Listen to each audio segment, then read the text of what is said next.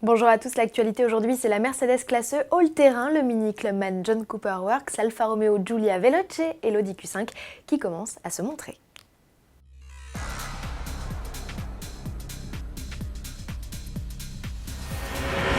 La classe break part à l'aventure. La routière ne compte plus seulement dévorer le bitume, elle est prête à manger de la poussière dans cette déclinaison all-terrain, une appellation inédite chez Mercedes.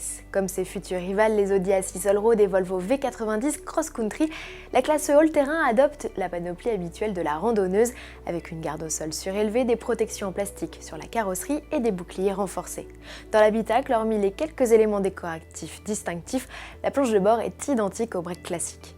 L'équipement, en revanche, diffère avec de CI ici, une suspension pneumatique et une transmission intégrale.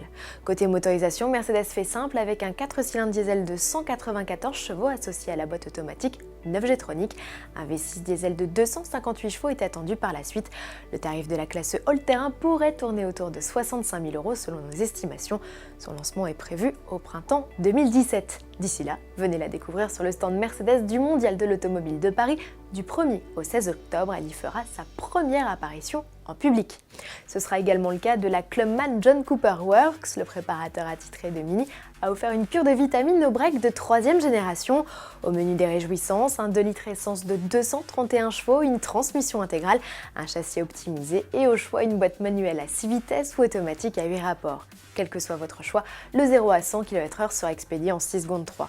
Côté look, le Clubman John Cooper Works profite d'une calandre en nid d'abeille, de prises d'air élargies, d'un échappement sport, d'un aileron arrière et de jantes alliage 18 pouces.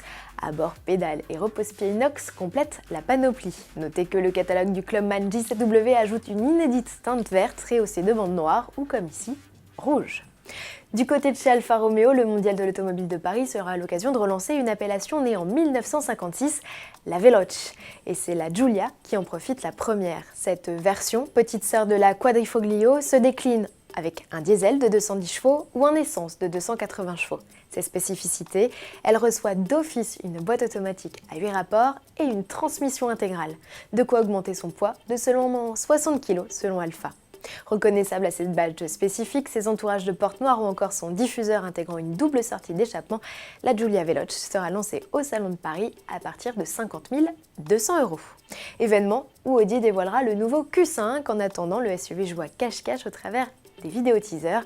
La première présente succinctement ses nouveaux équipements en multimédia embarqués et la seconde son inédite signature lumineuse ainsi qu'une technologie d'éclairage visiblement novatrice à suivre. En tout cas, nous on se retrouve dès demain pour parler de l'actualité Bentley avec toutes les spécificités de son premier moteur diesel installé sous le capot de son tout premier SUV. Ça promet, à demain.